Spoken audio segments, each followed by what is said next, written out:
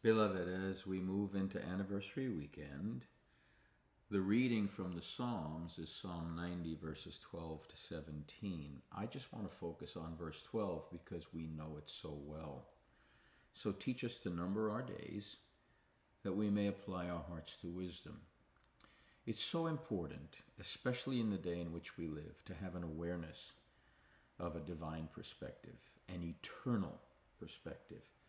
So when the psalmist from the ancient Jewish community prays, teach us to number our days, it's a plea for God to teach something very specific to him and to the entire nation of Israel.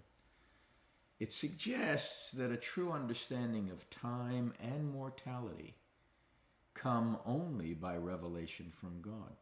Since God created time for us to exist in, we need to learn from God how to view time and how to view our time in particular, in humility and dependence on the God who will teach us if we will allow him to do so.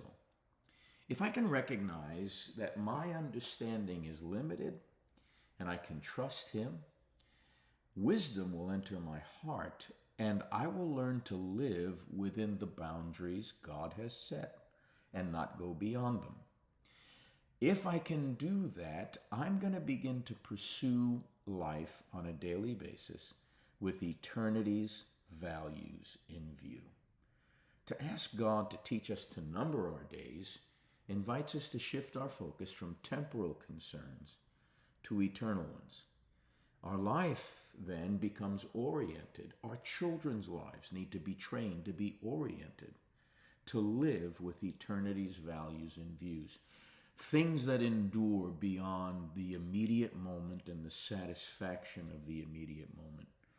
Wisdom comes in such a way that it teaches us to prioritize day by day what holds eternal significance as opposed to what's temporal and transient.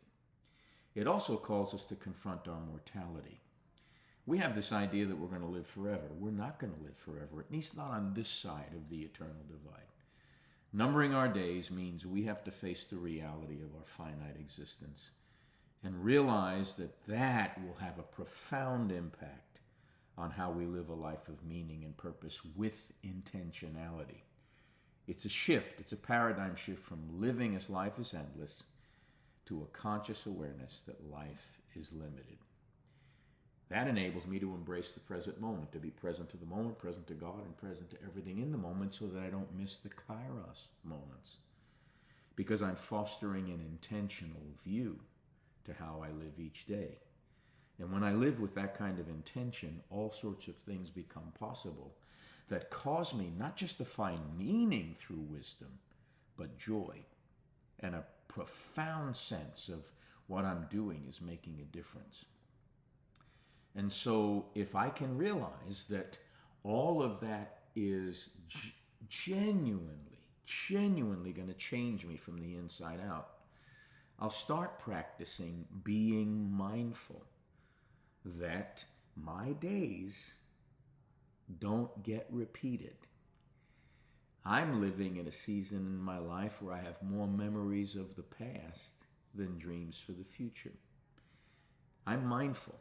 And in that mindfulness, I choose every day more and more to be intentional.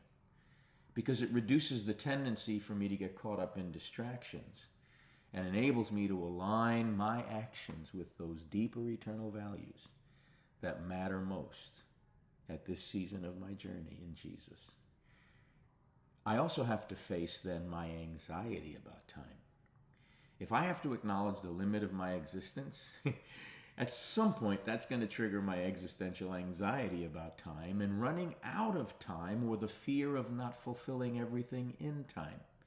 But I've got to face those down and realize that what God wants me to do is catalyze my growth and reevaluate my priorities to make a deeper commitment to live an authentic life.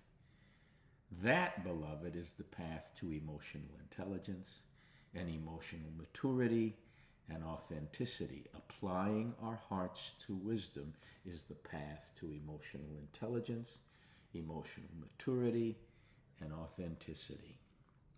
And with all of that, if I'm understanding how God wants to teach me to number my days, I become acutely aware of how time flows, so that in the flow of time I can experience kairos moments which can shape my perception of reality in favor of the fulfilling of all God intends for my life. That's extraordinary. This weekend, we're going to celebrate 36 years of extraordinary, 10 in Raleigh and 26 here. And when the week is brought to completion by Bishop Tudor Bismarck, we're going to lay hands on Pastors Mario and Misty as a rite of passage as they assume the responsibilities of lead pastor for this house and this ministry. It's going to be a great week. Lean in. God is up to something good. God's stuff is going to happen. See you Sunday.